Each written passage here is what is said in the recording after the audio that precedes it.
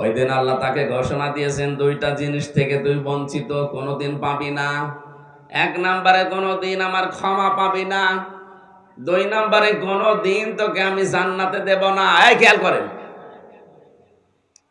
তাহলে যারা অহংকার করে ক্ষমতার, তাদেরকে আল্লাহ চির বঞ্চিত করে দুইটা জিনিস থেকে। একটু আস্তে বলেন, শব্দ বাইরে গেলে সমস্যা আছে। যারা ক্ষমতা পেয়ে অহংকার করবে তাদেরকে আল্লাহ দুইটা জিনিস থেকে চির বঞ্চিত করে দেবে। এক নম্বরে কোনোদিনও ক্ষমা পাবে না, দুই নম্বরে কোনোদিন জান্নাতে যাবে না। এখন যদি বলেন আপনি ইবাদত বন্দেগী, আরে শয়তানের ইবাদত কম ছিল, 950 বছর ইবাদত করেছিল, আপনি তো 50 বছরও পারেন না।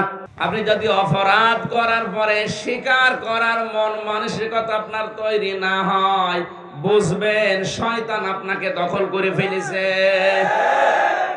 আজ বাংলাদেশে যারা আছে, আমরা সবাই যদি তাওবার এই প্রথম নিয়মটা মানতাম, এদেশ আরো উপরে চলে যেত। স্বীকার করতে চাই না, হাতে নাতে ধরা পড়ে, এরপর বলে না তদন্ত করা লাগবে। আরে ভাই, কালো বিড়াল হাতে ধরা পুলিশ,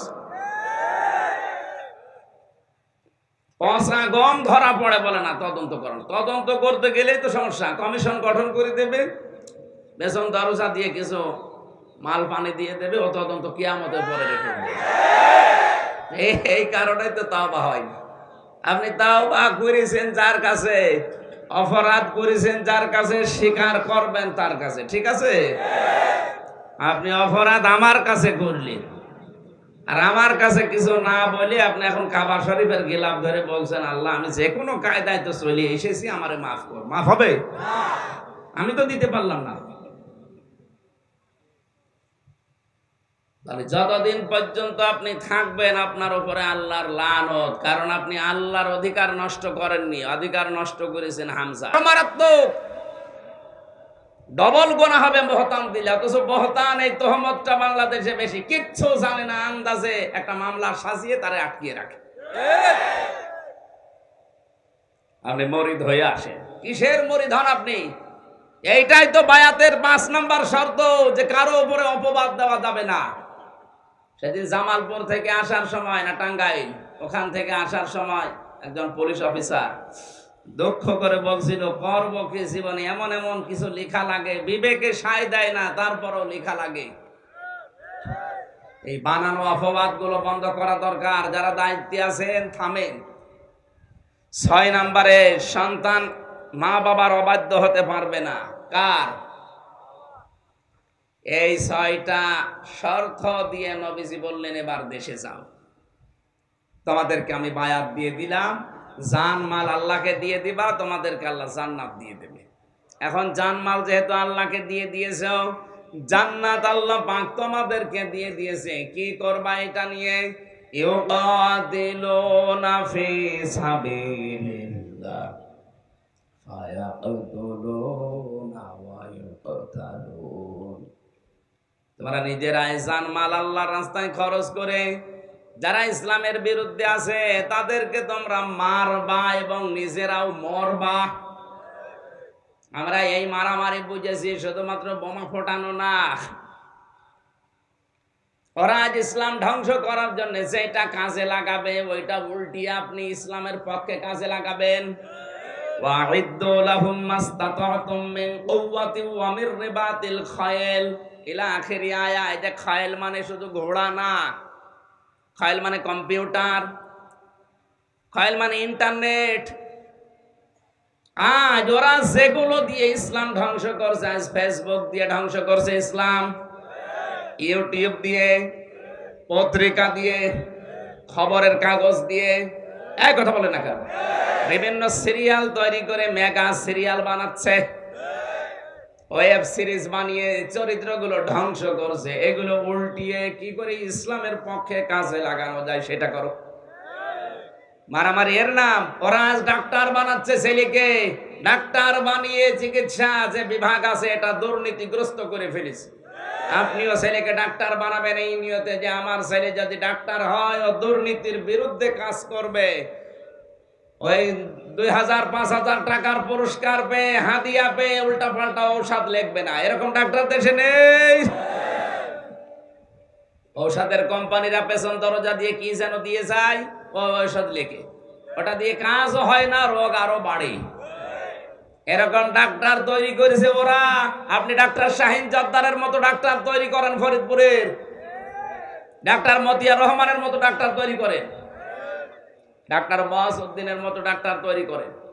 এইগুলো ডাক্তার, এদেরকে তামাম দুনিয়াও যদি শাহিন জর্দারের কাছে দিয়ে আসেন, ও আপনার অসুখ জীবনও লিখবে না, যেটা সঠিক ওইটা লিখবে। সুতরাং আমাদের সন্তান ছেলে হোক মেয়ে হোক, আজ ডাক্তার বানানো, ইঞ্জিনিয়ার বানানো, বৈজ্ঞানিক বানানো, বানান, পাইলট বানাবেন, কোনো অসুবিধা নেই।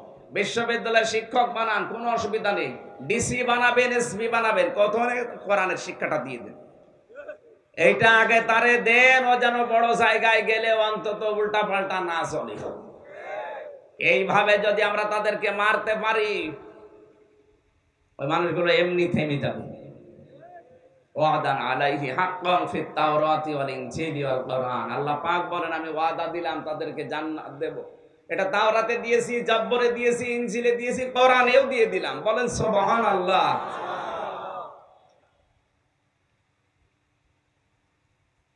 তোমরা এখন এই ব্যবসার কথা শোনার পরে কেউ যদি এই ব্যবসা করো, আমি আল্লাহর সাথে যদি এই বেচা কিনা করো, তোমাদের কোনো লস নেই। ওয়াযালিকা হুয়াল ফাউজুল আযীম, এটাই মহা সফলতা।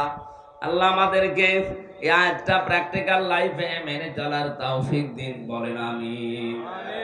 আমি বলতে চেয়েছিলাম, আল্লাহ আমাদের কাছে কিনতে চায় জান আর মাল। উনি অপবিত্র, নাপাক, হারাম কোন জিনিস কিনতে চান। যদি জান পরিষ্কার করতে হয়, জীবন যদি পবিত্র করা লাগে, তাহলে শিরিক মুক্ত এবং বেদাত মুক্ত জীবন গঠন করা লাগবে। আর মাল হচ্ছে সাধারণত 9 প্রকার হয়। এর প্রথম প্রকার মাল হচ্ছে পৃথিবীর যত মেয়ে লোক আছে, নবীজির ভাষায় আদ-দুনিয়া কুল্লুহা মাতাউন ওয়া খায়রু মাতাউদ দুনিয়া ইমরাতুস সালিহা, পৃথিবীর সবকিছুই সম্পদ, মাল। এর ভেতরে উত্তম সম্পদ হচ্ছে আল্লাহওয়ালা মেয়ে মানুষ। আল্লাহওয়ালা মেয়ে মানুষ যার ঘরে একটা আছে নেককার, হযরত ওমর বলেন ওখানে একটা জান্নাতের টুকরা আছে। আল্লাহ আমাদের মেয়েদের, মায়েদের এবং বোনেদেরকে যেন নেককার হওয়ার তৌফিক দেন, বলেন আমিন। সব সময় মনে মনে প্রকাশ্যে দোয়া করবেন, রব্বানা হাবলানা মিন আজওয়াজিনা ওয়া যুররিয়াতিনা কুররাতা আয়ুনি ওয়াজআলনা লিল মুত্তাকিনা। তাহাজ্জুদে আধা ঘন্টা 1 ঘন্টা সেজদায় কাঁদতে পারে, এই যে কত আনন্দের, কত ভালো লাগার জিনিস, এটা যারা করে না তাদেরকে বোঝানো যাবে না। এটা জেলের জীবনে আমরা 3 বছর ছিলাম, অনেকে পেয়েছি, কারণ কাজ কাম তো নেই ওখানে, 24 ঘন্টা তালাবদ্ধ। এক রুমের ভেতরে রাত 2টা-3টার সময় উঠে একটা সেজদা যদি আপনি জীবনের পেছনের অপরাধগুলো স্মরণ করে আল্লাহকে হাজির নাজির জেনে যদি সেজদা দিয়ে কাঁদতে পারেন আর অপরাধগুলো স্মরণ হয়, আমার মনে হয় যে আনন্দ ওই সময় পাওয়া যায়, স্ত্রী ব্যবহারও এত আনন্দ পাওয়া যায়। আমাদের সেজদায় তো হয় মাত্র 2 সেকেন্ড 5 সেকেন্ড, তা আনন্দ পাবেন কি করি? ও সুবহানা রাব্বিয়াল আলা একবারও বলে না অনেকে, অথচ নবীজি সেজদায় পড়ে থাকলে মনে হতো মরে গেছি। হযরতে আয়েশা বলেন আমি চিমটি দিতাম পায়ের উপরে, উনি পা তখন নাড়ায় তো বুঝতাম যে না এখনো বেঁচে আছে। আর আমাদের সেজদা শুধু ঠোকর মারা মতো। কি পাবেন কি আপনি? নবীজির কাছে যারা গেছে সর্বপ্রথম তাদের বায়াত নিচ্ছে যে শিরিক করা যাবে না, এই কথা বলো, শিরিকে সাপোর্টও করা যাবে না। আজ অনেকে শিরিক করে না কিন্তু সাপোর্ট করে, এই কথা বলেন না কেন? 2 নম্বরে বলেছিলেন যে চুরি করা যাবে না। এ চুরি বলতে শুধু মূলা চুরি না, কারণ ওখানে যারা ছিল ওখানে শুধুমাত্র সাধারণ মানুষই ছিল না, অনেক দায়িত্বশীল মানুষও দেশ থেকে এসেছিল। তোমরা দেশে যেয়ে চুরি করবা না, রাস্তা চুরি করে অনেকে, এই কথা বলেন না কেন? রাস্তার টাকা, ব্রিজের টাকা, কালভার্টের টাকা চুরি করে ওই টাকা দিয়ে উনি মসজিদের টানা কাজ লাগিয়ে দিচ্ছে। একটা মসজিদ বানিয়ে দিলে কয়জন নামাজ পড়ে? নাই 4-5 হাজার মানুষ নাকি? আর একটা ব্রিজ, এই যে রাস্তার যে অবস্থা, এই রাস্তাটা যদি মেরামত করে দেয়, লক্ষ লক্ষ মানুষের রাস্তা দিয়ে হাঁটবে। লক্ষ কোটি মসজিদ বানানোর চাইতে একটা রাস্তা মেরামত করা, একটা ব্রিজ বানানো আল্লাহর কাছে অনেক ভালো। ইসলাম বোঝে না, আন্দাজে চুরির মাল দিয়ে উনি মসজিদ বানিয়ে দিচ্ছে। এই জন্য নবীজি বললেন কোন ধরনের চুরি করা যাবে না আজকে থেকে। 3 নম্বরে বলেছিলেন জেনা করা যাবে না। জেনার পরিবেশগুলো আজ আমরা নিজেরা তৈরি করে দিচ্ছি, শিক্ষা ব্যবস্থা থেকে শুরু করে পরিবার, সমাজ এবং রাষ্ট্রে। শারীরিক শিক্ষা নামে যেটা শেখানো হচ্ছে, আস্তে আস্তে এখান থেকে যৌন সুশ্রুতি পাচ্ছে, পরবর্তীতে 5-এ ওঠার পরে পালিয়ে যাচ্ছে। বলেন নাউজুবিল্লাহি মিন যালিক। ওয়ালা তাকরাবুজ জিনা ইন্নাহু কানা ফাহিশা ওয়া সাআ সাবিলা। আল্লাহ বলেন জিনা করা দূরের কথা, ওর ধারে কাছেও যাবা না। অথচ পরিবেশগুলো আর সব আমাদের হাতের নাগালে চলে আসছে, আমরা করব কি? এটা মানুষ তো টিকে থাকার জন্য যে ঈমান দরকার সেটা লাগবে, সেটা তো নেই। আর শয়তান তো বসে নেই। শয়তানের সবচাইতে বড় কাজ হচ্ছে উলঙ্গপনা। কি বলেন তো? জান্নাত থেকে আদম এবং হাওয়াকে বের করে দেবে, এটা কিন্তু ওর ইচ্ছা ছিল না। ওর ইচ্ছা ছিল আমি কি করে লজ্জা স্থান দেখবো। বলেন নাউজুবিল্লাহ। এই জন্য যারা যৌনতা ছড়ায়, যারা লজ্জা স্থানের প্রতি আসক্ত, বুঝবেন এই মানুষগুলোর শয়তান। আজ গান বাজনার মাধ্যমে, সিনেমা থিয়েটারের মাধ্যমে নিজের যুবতী বোন, নিজের যুবতী মেয়ে, নিজের যুবতী বউকে দিয়ে আজ যারা অশ্লীলতা ছড়াচ্ছে। অনেক মানুষের মোবাইল দামি হয়, ঘড়ি দামি হয়, গাড়ি দামি হয়, মেয়ে আর বউ আর বোন কম দাম। এমন এমন জিনিস তাদেরকে পরিয়েছে, এলাকার মানুষ সব বুঝতে পারে যে কোথায় কি আছে। পর্দা করা কিন্তু ফরজ, আর মেয়েদেরকে পর্দায় রাখা ছেলেদের জন্য ফরজ। কারণ অবিজিয়াত দাজ্জুসুলা ইয়াদখুলুল জান্নাহ, হাদিস বলতে কিনা কোন মহিলাকে দাজ্জুস বলেননি। আর দাজ্জুসু এটা পুরুষ, মুযাক্কার শব্দ। সুতরাং ওই পুরুষ দাজ্জুস জান্নাতে যাবে না যে তার মেয়েকে, বউকে, বোনকে, মাকে কন্ট্রোল করতে পারে না। মেয়েদের পর্দা হচ্ছে মুখমণ্ডল, হাতের কবজি, পায়ের পাতা বাদ দিয়ে পুরা শরীর ঢেকে রাখা লাগবে। আর খাস পর্দা যেটা আজিমাত বলা হয়, এটা রুখসাত। আজিমাত বলা হয় যেটা, সেটা পুরা শরীর ঢেকে শুধুমাত্র 2 চোখ দেখা যাবে এরকম একটা কিছু সামনে জেলবাব টেনে দেওয়া। সম্মানিত মা বোনেরা, এটা যেহেতু নামাজের মতো আপনার জন্য ফরজ, এটা এখন থেকে হেলায় খেলায় নষ্ট করেন না। আপনি নামাজও পড়েন, রোজাও রাখেন, আপনার স্বামীরও খেদমত করেন, পর্দার যে বিধান এটা খালি গুরুত্বহীন ভাবে ছেড়ে দিয়েছেন, আপনার নামাজ, রোজা, স্বামীর খেদমত সব মাঠে মারা যাবে। ফাতেমাতুজ জোহরাকে মেয়েদের জান্নাতের সরদারিনী বলা হয় এই কারণে, তার জীবনে 2টা কাজ ছিল সবচাইতে বেশি। 1 নম্বরে তিনি স্বামী ভক্তি করতেন, 2 নম্বরে তিনি পর্দার গুরুত্ব দিয়েছেন সবচাইতে বেশি। নবীজি হযরতে খাদিজাতুল কুবরাকে একদিন ডাক দিয়ে বললেন, খাদিজা, জান্নাতের নেত্রী হবে আমার মেয়ে ফাতেমা। মেয়েদের ভেতরে একটা অভ্যাস আছে, আমার উপরে কেউ চলে যাক, এইটা তারা চায় না। সে নিজের আপন মেয়ে হোক আর বোন হোক। খাদিজাতুল কুবরা রাদিয়াল্লাহু তাআলা আনহা ডাক দিয়ে বললেন, স্বামী আমার, আপনি আমার মেয়ের নাম বললেন যে সে সরদারিনী হবে, তে আমি কি করলাম? আমার নাম কিছু আসে নাই। নবীজি বললেন, সিদ্ধান্ত তো আমি দেইনি, উপর থেকে এসেছে। কেন এসেছে আমি জিজ্ঞাসা করি? বাস্তবতার দিকে তাকাও তো, তুমি মুসলমান হয়েছে কয় বছরে? খাদিজাতুল কুবরা বলেন, ইয়া রাসূলুল্লাহ, আমি 55 বছর বয়সে মুসলমান হয়েছি। এ 55 বছরের আগে তুমি কি ইবাদত বন্দেগী, ঈমান আমল কিছু করেছো? বলে না। আর তোমার মেয়ে ফাতেমা মুসলমান হয়েছে কবে? বলে তো জন্ম থেকেই মুসলমান। তাহলে তুমি 55 বছর থেকে শুরু করলে ঈমান আমল ইবাদত বন্দেগী, আর ও জন্মের পর থেকে শুরু করেছে। 55 বছরের আগে তুমি পর্দা করনি, কারণ পর্দার বিধান তখন ছিল না। আর তোমার মেয়ে ফাতেমা ও পর্দাশীলা তো জন্ম থেকেই।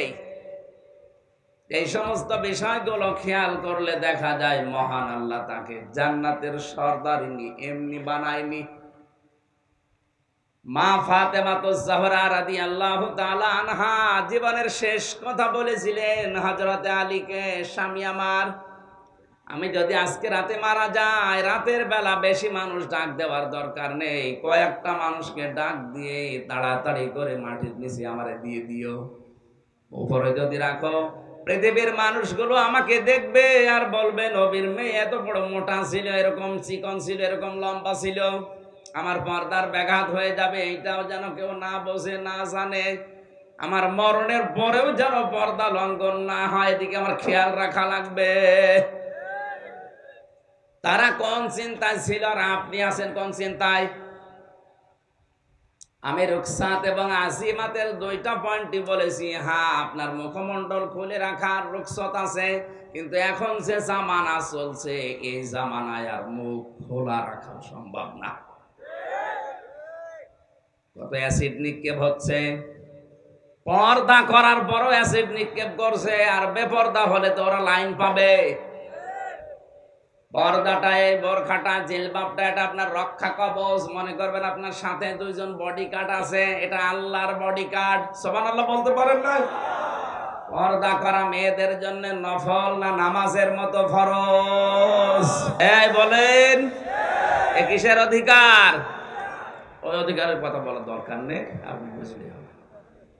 তাহলে আমার প্রথম বিষয় ছিল তাওবার, যে অপরাধ যার কাছে স্বীকার হবে, অপরাধ যার কাছে স্বীকার হবে। দ্বিতীয় নম্বর, অনুতপ্ত হওয়া, অনুশোচনা করা, যে সত্যি তো কাজটা আমি ভুল করে ফেলেছি, এটা আবার মন থেকে হওয়া লাগবে। লোক দেখানোর জন্য যদি করেন তাহলে ওই তওবা কবুল হবে না। এই যে মুরব্বী, এই যুবক ছেলেটা ওনার সাথে বেয়াদবি করেছে, গ্রামের চেয়ারম্যান ওনাদের সবাইকে ডাক দিয়ে বলছে, এই ছেলে, এই মুরব্বীর সাথে বেয়াদবি করেছো, মাফ চাও। ও যদি বলে, এই মুরব্বী মাফ কর, মাফ চাওয়া হয়েছে, তারও ঠেট দিচ্ছে। ওরে চেয়ারম্যান বলেছে মুরব্বীর কাছে অপরাধ করেছো, মাফ চাও। ও যদি এরকম ঠেট দিয়ে বলে, এই শালার মুরব্বী মাফ করবি, এ কি মাফ চাওয়া বলে? যদি বলতো, মুরব্বী হাত চেপে ধরে, আমার ভুল হয়ে গেছে, আপনি আমার দাদার বয়সী, বাবার বয়সী, দয়া করে আমারে ক্ষমা করে দেন। এই যে কাকুতি মিনতি করা, অনুতপ্ত হওয়া, অনুশোচনা, আল্লাহর কাছে আপনাকে এটা হওয়া লাগবে, এবং যার কাছে অপরাধ করেছেন তার কাছে এইভাবে করা লাগবে। আমার কথার ভাষা বোঝা যায়? আজ তাওবার দিকে তাকান, তাওবা কি এইভাবে হচ্ছে? অনুতপ্ত হওয়া দূরের কথা, অনুশোচনা তো নেই, আরো বৃদ্ধি বাড়ছে। আপনি কিয়ামত পর্যন্ত কাবার গিলাফ ধরে থাকলো, আপনার তওবা কবুল হবে। 3 নম্বরে, জীবনে এই কাজ আমি আর করব না, জীবনের মতো ফিরে আসলাম। কতবার আমরা এই কথা বলেছি, জীবনে এরকম আর দেব না, এবার ভালো দেব, কিন্তু জায়গা মতো সেই বলে তাল গাছ আমার। আপনার তাওবা কবুল করতে আল্লাহর বয়ে গেছে। এই মাহফিলে অন্তত যারা এসেছি, এরকম মন নিয়ে আসি না, এই 3টা শর্ত মেনে তাওবা করার নিয়তে এসেছি। তাহলে বিশ্বাস করতে পারি এই আয়াত দ্বারা, ফাউলাইকা ইউবাদদিলুল্লাহু সাইয়্যাতিহিম হাসানাত, ওর পেছনের অপরাধ আল্লাহ সব মাফ করে জায়গাটা আজকে নেকি দিয়ে ভরা করে দিবে। আল্লাহ এই তাওবার নিয়তে এখানে আসার তৌফিক আমাদের দান করেন, বলেন আমিন। দরুদ আর সালাম রাসূলের উপরে পাঠ করে আজকের নির্ধারিত আয়াত, এই আয়াতটা নিয়ে বাংলাদেশে ধ্রুমজাল আছে, বিশেষ করে এই দেশে আর ভারতে। আমরা এই 2 দেশে পীর বেশি, তো এজন্য এই আয়াতটা গেলে ওই মানুষগুলো এই আয়াতটাই পড়ায় বেশি। অথচ এই আয়াত কোন ময়দানে নাজিল হয়েছে, এর প্রেক্ষাপট কি, এর ভেতরে শিক্ষা কি, এগুলো আমরা বলতে চাই না, জানিও না। সূরা তাওবার 111 নম্বর আয়াত, ভালো করে খেয়াল করবেন। আর যারা মুরিদ হতে যান বিভিন্ন দরবারে, কি কথা দিয়ে আপনি মুরিদ হন? রাসূলের কাছে ৭২ থেকে ৭৩ জন মানুষ এসেছিল ইয়ামেন থেকে, তার ভেতরে আব্দুল্লাহ বিন রাওহা পর্যন্ত ছিল। তারা এসে রাসূলের কাছে হাতে হাত দিয়ে বিশ্ব নবী মুহাম্মদুর রাসূলুল্লাহ তাদেরকেও আপনার মতো হাতে হাত দিয়ে শপথ পড়িয়েছিলেন। কি পীরের কাছে গেলে কি পড়ায়? শর্ত দেয় না যে আমার কাছে মুরিদ হতে হলে এই করবা, সকালে 2 বেলা জিকির, বিকালে 2 বেলা জিকির, সকালে এই করবা, বিকালে এই করবা, সারাদিন এরকম নিয়ম নীতি দিয়ে দেয়, সবক দেয়। কি দেয়? এখন বাংলাদেশে যত পীর আছে প্রত্যেকটা পীরের দরবারে আপনি তাকাবেন, নিচ থেকে উপর পর্যন্ত 9টা করে সবক চলে। কয়টা? এই বলেন না কেন? আল্লাহ পাক পুরা কোরআনে কারিমে 9টা সবক দিয়েছেন। ওরা ওখান থেকেই নিয়েছে কিনা জানি না, কিন্তু কোরআনের সবকের সাথে ওদের সবকের কোনো মিল নেই। পীর সাহেবদের প্রথম সবক হচ্ছে জিকিরের সবক। কিসের? বলেন বলেন। আল্লাহ রাব্বুল আলামিনের প্রথম সবক কি? কোরআনে কারীম জানিয়েছে, ইকরা বিসমি রাব্বিকাল্লাযী খালাক। আল্লাহর প্রথম সবক হচ্ছে, হে নবী আপনি পড়েন। কি করেন? কারা একরাও মানে পড়া, আপনাকে পড়া লাগবে। আজ অনেক মানুষ বলে আমি জানি না তাই মানি না। আপনার ডবল গুনাহ হবে, আপনি জানেন না কেন? আপনি যে জানেন না এটা আপনার অপরাধ, আর অপরাধ করলে কি হয়? শাস্তি হয়। কি হয়? সুতরাং আপনি শাস্তির যোগ্য। কোরআনে 3টা শব্দ পেয়েছি আমি পড়ার বিষয়ে, কারা, তালাওয়া, রাতালা। 3টা শব্দের অর্থ হচ্ছে পড়ো, শুদ্ধ করে বুঝে পরপরে আমল করার জন্য, কাজ করার জন্য, ওটা পৌঁছিয়ে দেওয়ার জন্য। ডিকশনারিতে অভিধানবেত্তা যারা আছে তারা করা আর রাতালা, তালাওয়া এগুলোর অর্থ এভাবে লিখেছেন, পড়তে হলে আপনাকে শুদ্ধ করে পড়া লাগবে। অরাত্তিলিল কোরআনা তারতিলা, কোরআনে কারীমকে শুদ্ধ করে তার দিলের সাথে ধীরে ধীরে স্পষ্ট ভাবে উচ্চারণে পড়ো। এ আদেশ কার? এখানে যদি জরিপ চালানো যায় আমার মনে হয় 100 জনের 90 জন আয়াতটা পারবে না। আয়াতের যে হক এটা 100 জনের 90 জন ফেল করবে, অথচ জীবনে কোনো আফসোসও আসে না। পীরের কাছে মুরিদ হয়ে বসে আছে আজ 90 বছর, কোরআন পড়তে পারে না। আল্লাহর প্রথম সবক পড়ো, আর পীরের প্রথম সবক হু হু করো। কিসের সবক দিচ্ছেন আপনি? নবীদের কাছে যারা এসেছে আল্লাহর নবী তাদেরকে 6টা সবক ওই দিন দিয়েছিলেন। কয়টা? আরো জোরে। সূরা মুমতাহিনার ভেতরে আমার আল্লাহ 6টা সবক তুলে দিয়েছেন। আল্লাহ রাব্বুল আলামিনের নবী আব্দুল্লাহ বিন রাওহা সহ যে 72 থেকে 73 জন মানুষ মদিনা ইয়ামেন থেকে এসেছে, নবীজি তাদেরকে বললেন, ইন্নাল্লাহা আশতারা মিনাল মুমিনিনা আনফুসাহুম ওয়া আমওয়ালাহুম বিআন্না লাহুমুল জান্নাহ। অবশ্যই আমি আল্লাহ কিনে নিয়েছি, ক্রয় করে নিয়েছি মুমিনদের কাছ থেকে। আমওয়ালাহুম ওয়া আনফুসাহুম ওয়া আমওয়ালাহুম বিআন্না লাহুমুল জান্নাহ, তাদের জীবন এবং সম্পদ জান্নাতের বিনিময়ে।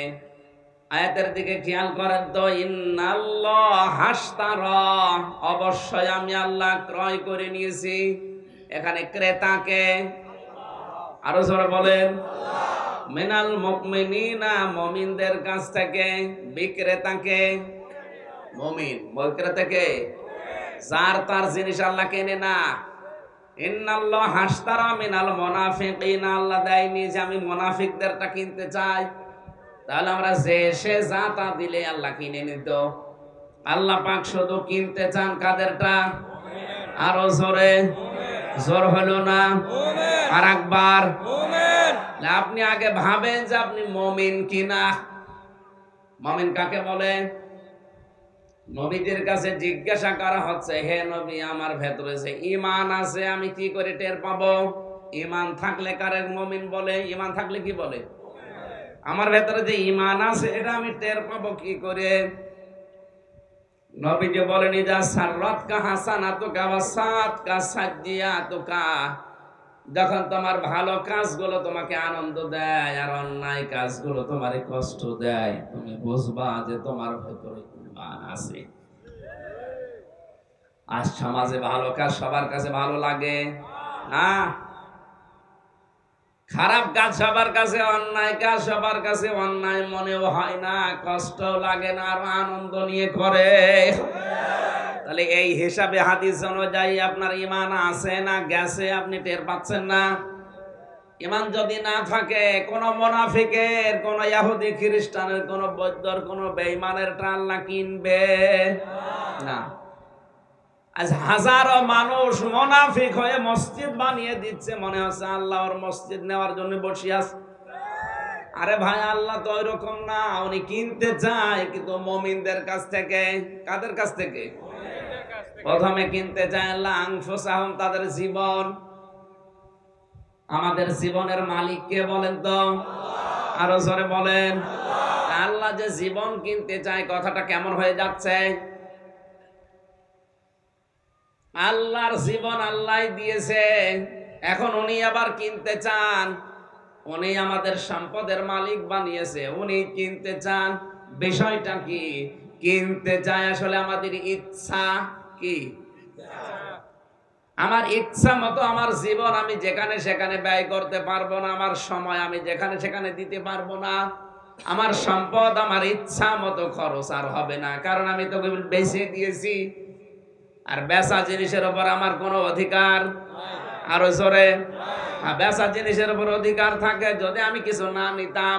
আমি তো জান্নাত নিয়ে নিয়েছি, জান্নাতও নেবেন, আবার বেচা জিনিসের উপরে অধিকারও রাখবেন। এটা কি পাগল? এই কথা বলেন না কেন? সুতরাং যারা জান্নাতের বিনিময়ে বিক্রি করে দিয়েছেন জান আর মাল, এখন আপনি জান্নাতের মালিক, আর জানমালের মালিক কে? আরো জোরে। এটা এখন আর মন মতো নিজে খরচ করতে পারবেন? পূজার জন্য চাঁদা চাচ্ছে দিতে পারবেন না। মমতাজের গানের অনুষ্ঠান হবে, 500 টাকা দিতে পারবেন? কারণ টাকার মালিক আর আপনি। বলেন বলেন, আপনি তো দিয়ে দিয়েছেন আল্লাহকে। আপনি তো চান যে আপনার জন্য এই টাকা দিয়ে, এই জীবন দিয়ে যেন জান্নাত বানানো হয়। নবীজি বলেন, আমার কাছে যারা বায়াত গ্রহণ করতে চাও, 6টা শর্ত দিয়ে দিলাম, আপনারা মিলাবেন। এই 6টা শর্ত আমাদের জীবনে যদি থাকে, তাহলে আমরা এই আয়াত অনুযায়ী জান্নাত কিনে ফেলেছি। আর যদি আমরা না পারি, খালি শুনে যাওয়াই হবে। নবীজি বলেন, 1 নম্বরে সূরা মুনতাহিনার 12 নম্বর আয়াতে আছে, তোমরা আজকে থেকে জীবনে কোনোদিন শিরিক করবা না, আর শিরিক যারা করে তাদেরকে সাপোর্ট করবা না। 1 নাম্বার শর্ত। আজ বাংলাদেশের 48,000 পীরের দরবার থেকে যদি এই বায়াতটা নিয়ে হতো যে আমার কাছে মুরিদ হলে শিরিক করা যাবে না, শিরিকে সাপোর্ট করা যাবে না, এই দেশে আর কারো লাগতো না, পীরের মুরিদরা ইসলাম কায়েম করে ফেলতো। কিসের মুরিদ হতে যান, খালি হু হু করেন? কিসের সবক দিয়েছে আপনাকে? ওর সবক দিয়েছে হাফসে দো, কি দো, সব বানানো, আন্দাজে বানিয়েছে হাফসে দম, একদমই এক নিঃশ্বাসে 100 বার আল্লাহ বলা। কোথায় পেয়েছিল ভণ্ডামি? বিশ্বনবীর 63 বছরের জীবনে কোনোদিন এরকম হাফসে দম ছিল? আন্দাজে জিকির বানিয়ে দরবার চালাচ্ছে। আর এটা বলতে গেলে হামজা খারাপ হয়ে যায়। আরে আপনি মুরিদ বানাবেন, এই 6টা শর্ত দিয়ে বানান। সবক দেবেন কোরআনের, ওই 9টা সবক দেন। এদেশে আর কারো লাগার কথা না, শুধু পীরের মুরিদরাই যথেষ্ট ইসলাম কায়েম করে ফেলছে। ব্যবসা চালিয়ে যাচ্ছে। শিরিক করা যাবে না, আমার কাছে মুরিদ হলে শিরিকে সাপোর্ট করা যাবে না। শিরিক সবচাইতে বড় শিরিক ওইটা, আল্লাহ যেটা পারে ওইটা অন্য কেউ পারে এই বিশ্বাস করা। আলা লাহুল খালক ওয়াল আমরু, দুনিয়া তৈরি করেছি আমি, এখানে চলবে আমি আল্লাহর আইন। সুতরাং আল্লাহর আইন বাদ দিয়ে অন্য কারো আইন যারা প্রতিষ্ঠার জন্য চেষ্টা করে এরা মুশরিক। এরা কি কোন পীরের দরবার থেকে এই সবকটা আছে? আপনি বলেন তো। হক্কানি পীরের নাম নিয়ে বসে আছে বিভিন্ন জেলাতে, বলে আমি হক্কানি পীর ডিলার নিয়ে বসে আছে। তোমার দরবার থেকে তো এই সুযোগটা আসে না, এই ঘোষণা আসে না যে আমার কাছে মুরিদ হলে জীবনে কোনোদিন শিরিক করা যাবে না, শিরিকে সাপোর্ট করা যাবে না। আমি পীরের কাছে যেতে নিষেধ করিনি। পীর মানে উস্তাদ, শিক্ষক। যেটা পারেন না ওনার কাছে যে জেনে নেবেন। ফাসালু আহলা যিকরি ইন কুনতুম লা তা'লামুন। যেটা জানো না, যারা জানে তাদের কাছে জেনে নাও।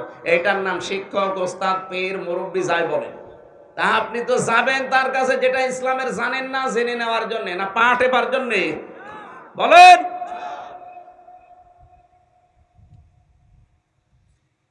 অনেকে নিজে যে হচ্ছে না, বউ নিয়ে যায়। কথা বলে না কেন? আপনাদের জেলায় মনে হয় এসব এখনো ঢুকেনি। হ্যাঁ, আপনার যুবতী বউ দিয়ে পীরের পা টিপান, গা টিপান। পুরা শরীর টিপতে গেলে এমন জায়গা আছে যেখানে টিপ লাগলে মরা মানুষ জিন্দা হয়ে যায়। এখন কি হবে বলেন তো? আপনার লজ্জা শরম কিচ্ছু নেই। যুবতী বউ নিয়ে মেয়ে নিয়ে যে এই কাজ করান, আবার মুরিদ হয়েছে। কিসের মুরিদ আপনি? সর্বপ্রথম মুরিদের শর্ত বলেন পীর সাহেবকে, যে বলেন আমাকে জীবনের শিরিক করতে দেবেন না। আর যদি এ দরবারে শিরিক থাকে, এই দরবারে আমি তুলে দেবো। এই দরবার, এই যে পেছনে বসে আছে হাজী সাহেব দেখতে পাচ্ছেন, হ্যাঁ, আর যান হাজী ঝিনাইদহ বাড়ি। আমি যখন বিশ্ববিদ্যালয়ে ছিলাম, ও হাজী একবার আমার নিয়ে গিয়েছিল সেকেন্ড ইয়ারে, তখন সেই 12-13 সালে। ওনার বাড়ি ঝিনাইদহ শৈলকুপা। যে এক দরবারে নিয়ে গেল, আমার এই আলোচনার বিষয় দিয়ে সে শিরিক। যে দেখি পীর সাহেবকে অনেক মহিলা পর্যন্ত সেজদা দিচ্ছে, আর বিভিন্ন মানুষে বিভিন্ন জায়গা টিপতেছে। শিরিকের পয়েন্ট গুলো বললাম, উনি ওখান থেকে বলছে হুজুরকে নামা, আমার দরবার গেল। কি মরিদ বানার, কি পীর হয়ে বসে আছে। কোরআনের সবক আল্লাহ দিল কি, আর আপনি কি সবক বানিয়েছেন? হাফসে দম। ও দম দিতে গেলে তো যাদের হাঁপানি আছে ওরা হাঁপিয়ে মরে যাবে।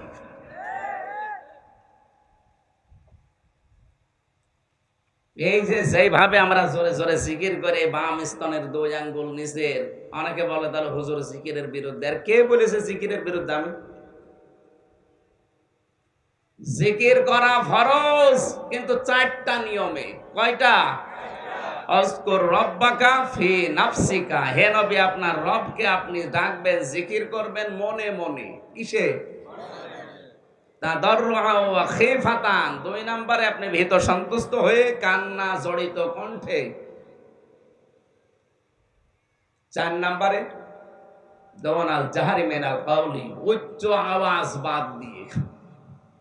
আপনি কি জিকির শিখবেন আল্লাহ যেভাবে শিখিয়েছে রসুলের মাধ্যমে এইভাবে, না আপনার পীর যেভাবে শিখাচ্ছে ওইভাবে? বলেন তো। ফাজকুরুল্লাহ কামা আল্লামাকুম। তোমরা আল্লাহর জিকির করো ওইভাবে যেভাবে তিনি শিখিয়েছেন। তিনি তো সূরা আরাফে এইভাবে শিখালেন যে এইভাবে জিকির করো, মনে মনে, বেতা সন্তুষ্ট হয়ে, কান্না জড়িত কণ্ঠে, উচ্চ আওয়াজ বাদ দিয়ে। আজ বিভিন্ন দরবারের দিকে তাকান। এইটা আমি নাম ধরে বলছি, চরমোনায় এখন যে মানুষ যাচ্ছে জিকির করার জন্য, লক্ষ লক্ষ মানুষেরা এক জায়গায় হয়েছে, জিকির এত আওয়াজ দিয়ে করছে। বলেন তো, এই 4টার ভেতরে পড়ছে? মনে মনে করবেন, আল্লাহকে ডাকবেন। এক সাহাবী জোরে জোরে ডাকছিল, আল্লাহর নবী বলেন, হে তুমি কি মনে করো আল্লাহ বধির, উনি কানে শোনে না? আপনার এত জোরে জোরে চিৎকার করার কি দরকার আছে? শিক্ষার জন্য যদি হয় যে আমি শেখাচ্ছি, সেখানে আওয়াজ করে পড়ে। আপনি বেকার এক জায়গায় লক্ষ মানুষ নিয়ে এত জোরে জোরে চিল্লাচ্ছেন, কত অসুস্থ মানুষ যদি ওখানে থাকে তার তো 12টা বাজবে।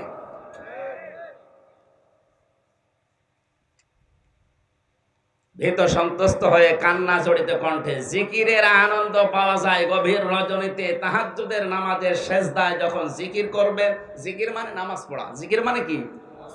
জিকিরের যে 5টা অর্থ, তার 2 নাম্বার অর্থ জিকির মানে নামাজ। তাহাজ্জুদের সেজদা দিয়ে শুধু 2 সেকেন্ড 5 সেকেন্ড না, 15-20 মিনিট, আধা ঘন্টা 1 ঘন্টা একটা সেজদা দেন তো, দেখেন জিকির কাকে বলে।